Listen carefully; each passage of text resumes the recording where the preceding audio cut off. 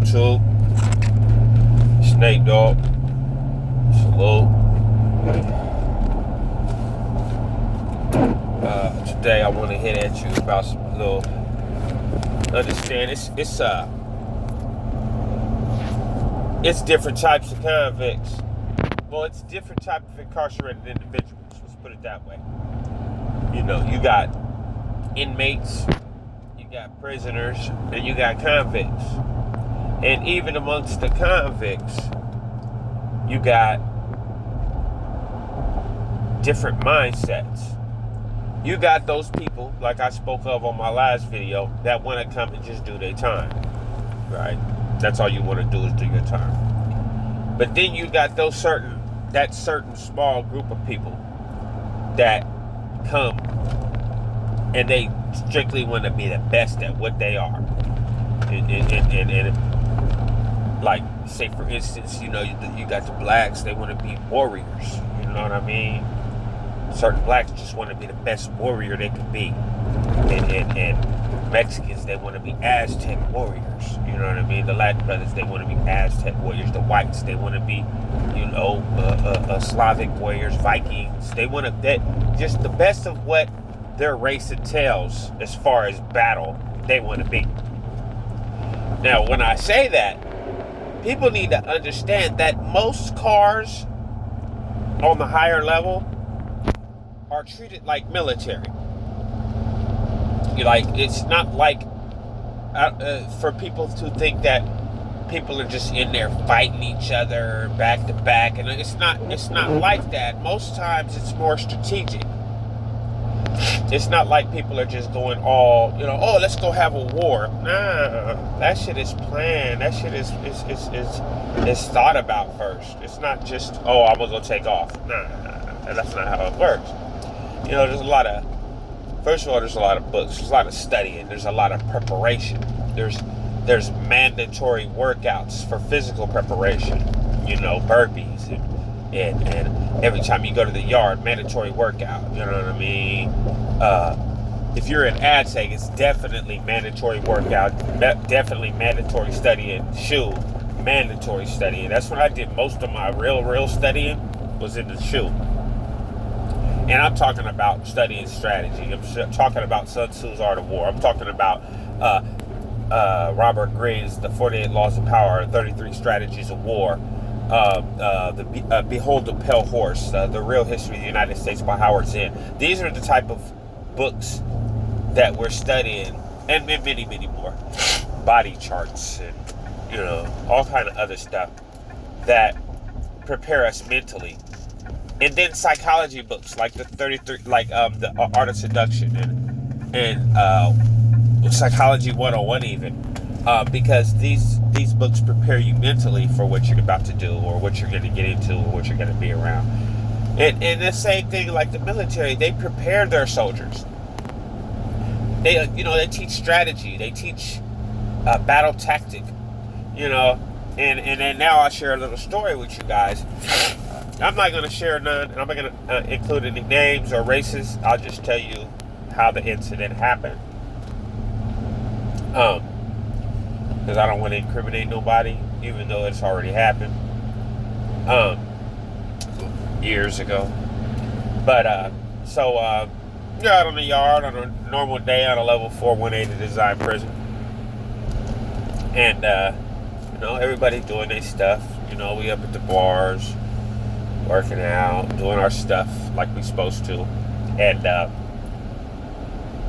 all of a sudden, a 2-on-1 fist fight breaks out right under the main tower. Now understand that on a 180 design yard, you have a main tower.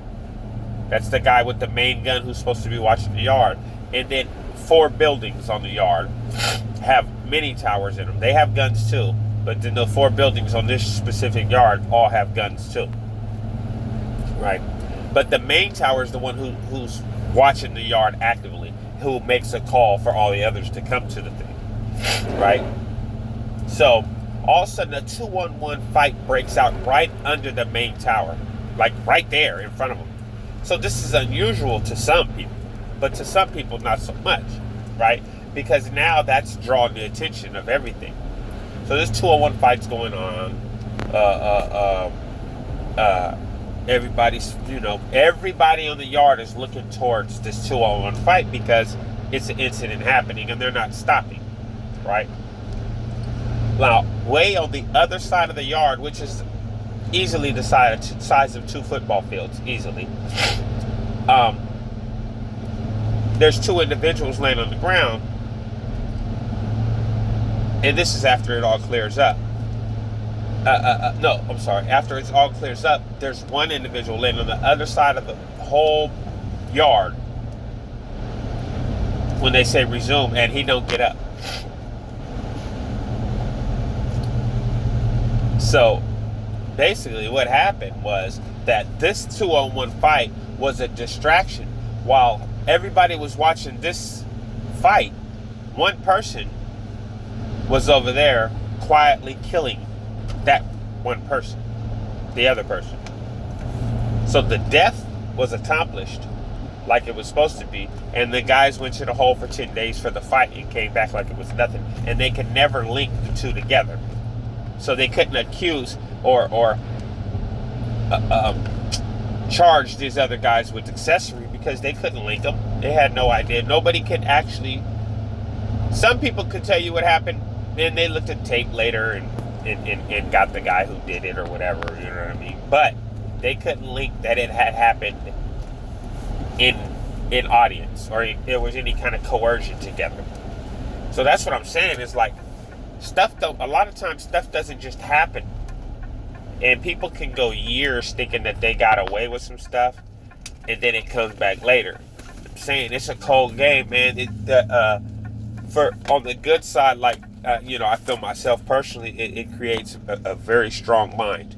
You know what I mean? And somebody else asked me a question about sociopaths and psychopaths in prison.